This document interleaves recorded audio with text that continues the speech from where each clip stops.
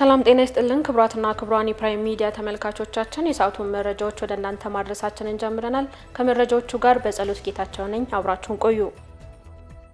ጠቅላይ ሚኒስትር አብይ አህመድ ለኢሬቻ መልካ የእንኳን አደረሳችሁ መልእክት አስተላለፉ። የጠቅላይ ሚኒስትሩ የእንኳን አደረሳችሁ ሙሉ መልእክት እንደሚከተለው ይቀርባል። እንኳን ለኢሬቻ መልካ በሰላም አደረሳችሁ። ኢሬቻ የኦሮሞ የምስጋና ስርዓት ነው። ኦሮሞ የሰው ዘር አፍርቶ የሚያባዛው የተዘራው ሞቶ በመነሳት ፍሬ የሚያፈራው በፈጣሪ ድጋፍና እርዳታ ነው ብሎ ያምናል። ለዚህ ነው ኢሬቻ ሲደርስ ኦሮሞ ልበ ንጹህ የሆነውን ታላቅ ፈጣሪ ላደረገለት ሁሉ በማመስገን ለሚመጣው ጊዜ ደግሞ ምህረትን በመለመን ውዳሴ ያቀርባል። በጥንት የኦሮሞ ፍልስፍና ውስጥ ኦሮሞ ለውሃ ትልቅ ስፍራ አለው። ንጹህ ውሃ የንጽህና ምንጭ የፍጥረትና የህይወት መሰረት ነው ብሎ ያምናል።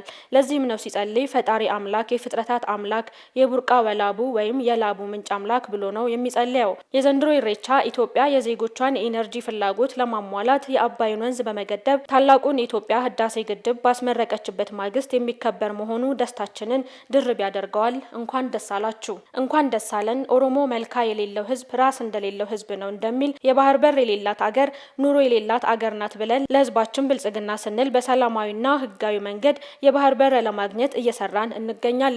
በዚህም ረገድ እያደረግን ያለው እንቅስቃሴ በዓለም አቀፍ ማህበረሰብ ዘንድ ተቀባይነት በማግኘት ላይ ነው። ባለፉት ዓመታት አዲስ እሳቤ በሆነው የመደመር ፍልስፍና በመመራት አገር ያላትን ሀብት ልምድና እውቀት ከህዝባችን ጋር በመሆን ቁርጠኛና በሳል አመራር በመስጠት ፈጣሪም አግዞም በበርካታ ችግሮች ውስጥ ሆነን አስደናቂ ለውጦችን አስመዝግበናል።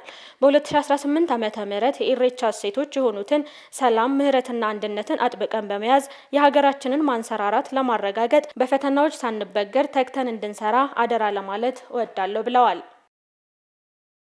ሰባተኛው የኢሬቻ ፎረም በቢሾፍቱ ከተማ ሆራ አርሰዴ አዳራሽ ኢሬቻ ለሀገር ማንሰራራት በሚል መሪ ሀሳብ እየተካሄደ ይገኛል። በፎረሙ የኢሬቻ እሴቶችን የሚያንጸባርቁ የተለያዩ የጥናትና ምርምር ስራዎች ቀርበው ውይይት ተደርጎባቸዋል። የዘንድሮ የኢሬቻ በዓል ነገ መስከረም 24 ቀን 2018 ዓመተ ምህረት በአዲስ አበባ ሆረ ፊንፊኔ እንዲሁም ከነገ ወዲያ እሁድ መስከረም 25 ቀን በቢሾፍቱ ሆራ አርሰዴ ኢሬቻ ለሀገር ማንሰራራት በሚል መሪ ሀሳብ ይከበራል።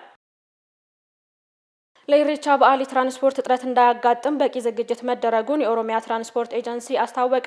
የኤጀንሲው ምክትል ኃላፊ ለቺሳ አዩ የኢሬቻ በዓል በሚሊዮን የሚቆጠሩ ሰዎች የሚታደሙበት ትልቅ በዓል በመሆኑ የትራንስፖርት ችግር እንዳያጋጥም ኤጀንሲው ከወረዳ ጀምሮ ባሉ መዋቅሮች ኮሚቴ አዋቅሮ ዝግጅት ሲደረግ ቆይቷል ብለዋል። ከተለያዩ አካባቢዎች የሚመጡ የበዓሉ አክባሪዎች የትራንስፖርት እጥረት እንዳያጋጥማቸውም ከመነሻ ቦታዎች ወደ በዓሉ ማክበሪያ የሚመጡ 30,000 ተሽከርካሪዎች ተዘጋጅተዋል። ከአዲስ አበባ ወደ በዓሉ ማክበሪያ ለሚሄዱ ታዳሚዎችም የኤጀንሲው ሰርቪሶች ለአገልግሎት መዘጋጀታቸውን ጠቁመዋል። በበዓሉ ዕለትም መንገድ ላይ መኪና እንዳይቆምና መጨናነቅ እንዳያጋጥም እንዲሁም የታሪፍ ጭማሪ እንዳይደረግ የመቆጣጠር ስራ እንደሚሰራም አመላክተዋል።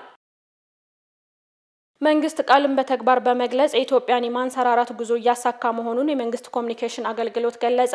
ከዓመታት በፊት በ2018 ዓመተ ምህረት ከተስፋ ብርሃን ወደሚጨበጥ ብርሃን ሽግግር እናደርጋለን የሚል ርዕስ የያዘው ቃል የኢፌዴሪ መንግስት ቃሉን በተግባር እየገለጸ እንደሚገኝ ተገልጿል። የምግብ ሉዓላዊነታችንን ለማረጋገጥ ብዙ ርቀት ተጉዘናል። በመኸር እርሻ፣ በሌማት ትሩፋት፣ በአረንጓዴ አሻራና በበጋ መስኖ በመታገዝ ሰፋፊ ድሎች ተመዝግበዋል። የከተሞቻችንን ገጽታ ለመቀየር በተሰሩ ስራዎች ከ70 በላይ ከተሞች ገጽታቸው በእጅጉ ተለውጧል። የከተሞች የፍሳሽ አወጋገድ ስርዓት፣ የእግረኛና ተሽከርካሪ መንገድ አጠቃቀም፣ እንደ ውሃ፣ ስልክ፣ ኤሌክትሪክና መሰል አገልግሎቶች መስመር ዝርጋታ፣ በከተሞች የኮሪደር ስራ በእጅጉ እንዲዘምኑ ተደርጓል፣ እየተደረገም ነው።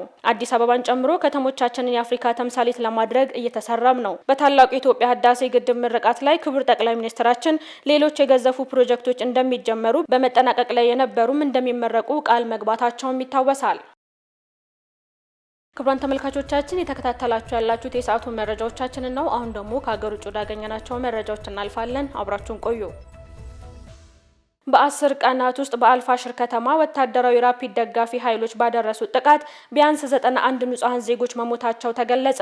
ባለፈው ወር በ10 ቀናት ውስጥ በሱዳን በተከበበችው አልፋሽር ከተማ ወታደራዊ ራፒድ ደጋፊ ኃይሎች ባደረሱት ጥቃት ቢያንስ 91 ንጹሃን ዜጎች መሞታቸውን የተባበሩት መንግስታት ድርጅት አስታውቋል። የዓለም ጤና ድርጅት እንደገለጸው ጦርነቱ በትንሹ 40,000 ሰዎች ሲሞቱ 12 ሚሊዮን የሚደርሱ ሌሎች ደግሞ ተፈናቅለዋል። የዓለም የምግብ ፕሮግራም እንደገለጸው ከ24 ሚሊዮን በላይ ሰዎች ለከፋ የምግብ ዋስትና እጦት ተዳርገዋል ሲል የዘገበው አሶሺየትድ ፕሬስ ነው።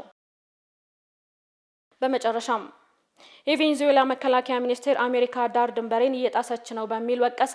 አሜሪካ ወታደራዊ ግፊት እያደረገችበት እንደሆነ የሚከሰው የቬንዙዌላ ጦር የሀገሪቱን ጸጥታ ስጋት ውስጥ እያስገቡት ነው በሚል ወንጅሏል። መከላከያ ሚኒስትር ጀነራል ቭላዲሚር ፓድሪኖ ቢያንስ 5 ተዋጊ ጀቶች በባህር ዳርቻ አቅራቢያ ላይ ተለይተዋል በሚል አረጋግጠዋል። የአሜሪካ ኢምፔሪያሊዝም ወደ ካራካስ እየቀረበ ነው በሚል ድርጊቱን ገልጸውታል። ፓድሪኖ ፕሬዝዳንት ዶናልድ ትራምፕ አሜሪካ ከቬንዙዌላ እጽ ዝውውር ስጋት ነጻ ማድረግ አለብኝ በሚል ወታደራዊ እንቅስቃሴ ውስጥ መግባታቸው ቀጠናው ላይ ውጥረት አንግሷል ሲል የዘገበው ቢቢሲ ነው። ክቡራን ተመልካቾቻችን የሰዓቱ መረጃዎቻችን የተከታተላችኋቸውን ይመስሉ ነበር። ስለተከታተላችሁ እናመሰግናለን። ቀሪ ፕራይም ሚዲያ ፕሮግራሞች ይቀጥላሉ። መልካም ቆይታ።